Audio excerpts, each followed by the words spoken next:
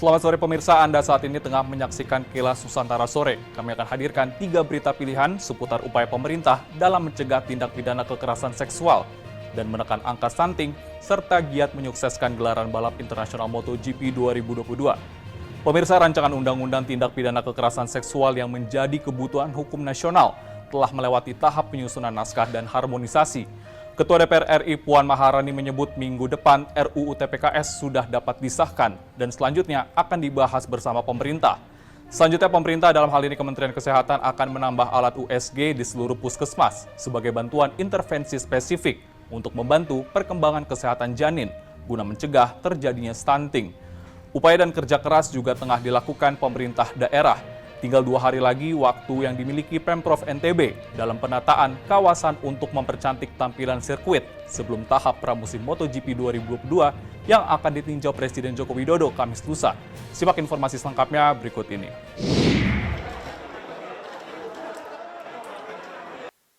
Meningkatnya berbagai kasus kekerasan seksual belakangan ini membuat rancangan Undang-Undang Tindak Pidana Kekerasan Seksual atau RUU TPKS telah menjadi kebutuhan hukum nasional yang perlu untuk segera dibahas.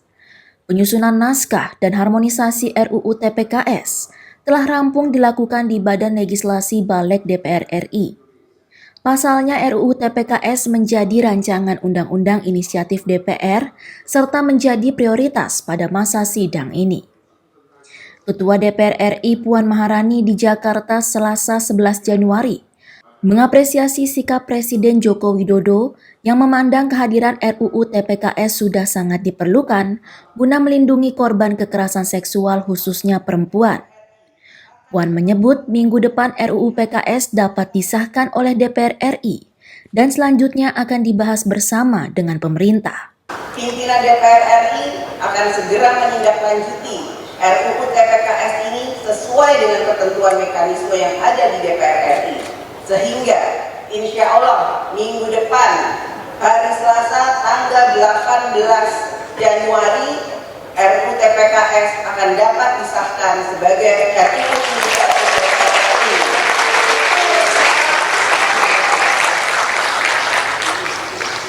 Dan selanjutnya akan dibahas bersama-sama dengan pemerintah.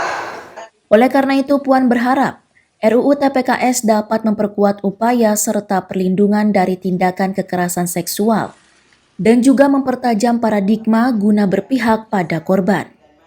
Dari Jakarta, Putri Hanifah Ahmad Muzaffar, Kantor Berita Antara mewartakan.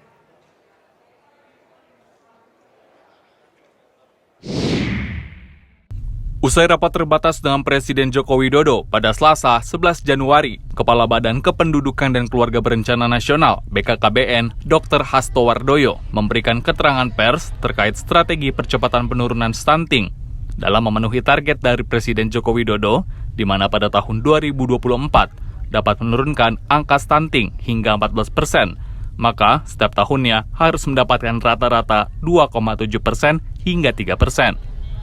Sehingga Hasto mengatakan bahwa BKKBN ditunjuk sebagai pelaksana di lapangan, terutama mengawal 2 intervensi agar tepat sasaran, yakni intervensi sensitif dan intervensi spesifik. Intervensi sensitif memiliki 70% pengaruh dalam stunting, seperti lingkungan bersih, air bersih, kemiskinan, pendidikan, dan berbagai hal lainnya, sehingga BKKBN haruslah bersinergi dengan kementerian dan lembaga lainnya.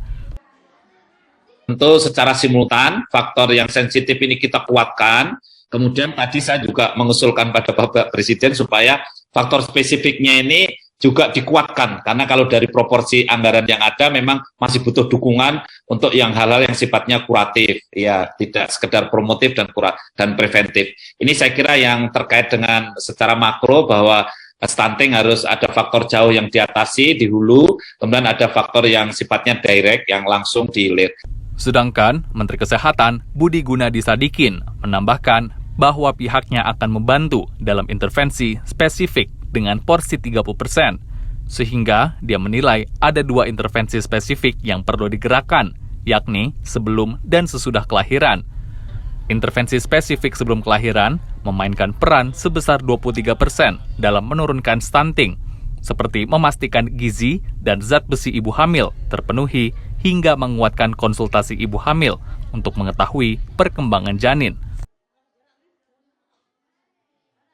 Atau konsultasi kehamilan rutin 6 kali, naik dari 4 ke 6 selama masa kehamilan. Kita akan melengkapkan USG di seluruh puskesmas.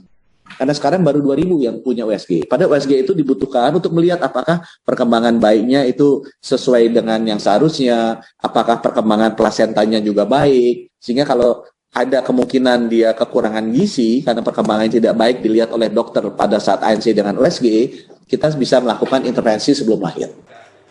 Menkes mengatakan pihaknya telah merancang tata laksana yang baik dari sebelum kelahiran hingga kelahiran, sehingga gizi ibu dan bayi terpenuhi dengan alat-alat yang akan diperbarui.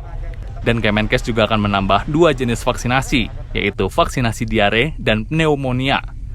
Tim Kantor Berita Antara mewartakan.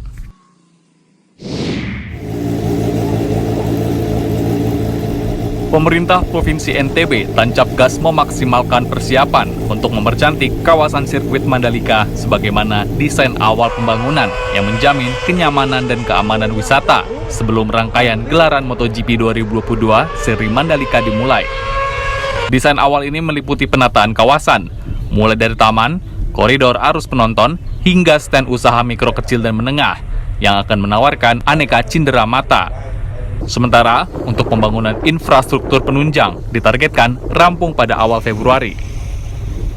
Sekretaris Daerah Provinsi NTB, Lalu Gita Aryadi, pada Selasa 11 Januari menyampaikan bahwa upaya ini dikawal langsung oleh Komandan Lapangan untuk MotoGP, Marsikal TNI Purnawirawan Hadi Cahyanto, dan masih tersisa waktu 2 hari sebelum ditinjau langsung oleh Presiden RI Joko Widodo yang dikabarkan akan bertandang pada tanggal 13 sampai 14 Januari nanti. Kamis Jumat yang Pak Presiden akan datang. Nah, Selasa hari ini dan Rabu ini hari-hari terakhir kita melakukan persiapan. Memang tidak sempurna, tetapi gambaran proses ya seperti tugas PU itu bagaimana membuat beautifikasi menjadi indah bundaran yang ada di bandara, kemudian median jalan bypass, kemudian pinggir-pinggirnya harus ada tanaman. Itu dalam waktu 1-2 hari ini mungkin tidak semua, tetapi desain awalnya serta yang implementasi awal itu ditunjukkan. Untuk mendukung seluruh tahap persiapan yang dilakukan panitia penyelenggara dari pemerintah pusat, Pemprov NTB membentuk koordinator yang terlibat langsung pada teknis di lapangan sebelum seluruh rangkaian kegiatan berlangsung. Dari Mataram, Nusa Tenggara Barat, Kusnandar, Kantor Berita Antara mewartakan. Ya pemirsa, melihat upaya maksimal yang tengah dilakukan pemerintah, kita berharap agar penyelenggaraan balap internasional MotoGP Mandalika 2022 berhasil dan membanggakan nama Indonesia, dan tentunya bisa membantu pemulihan pariwisata dan ekonomi. Kabar-kabar pilihan lainnya masih akan kami sajikan dalam Kilas Nusantara Malam yang akan hadir pukul 20 waktu Indonesia Barat nanti. Terima kasih dan sampai jumpa.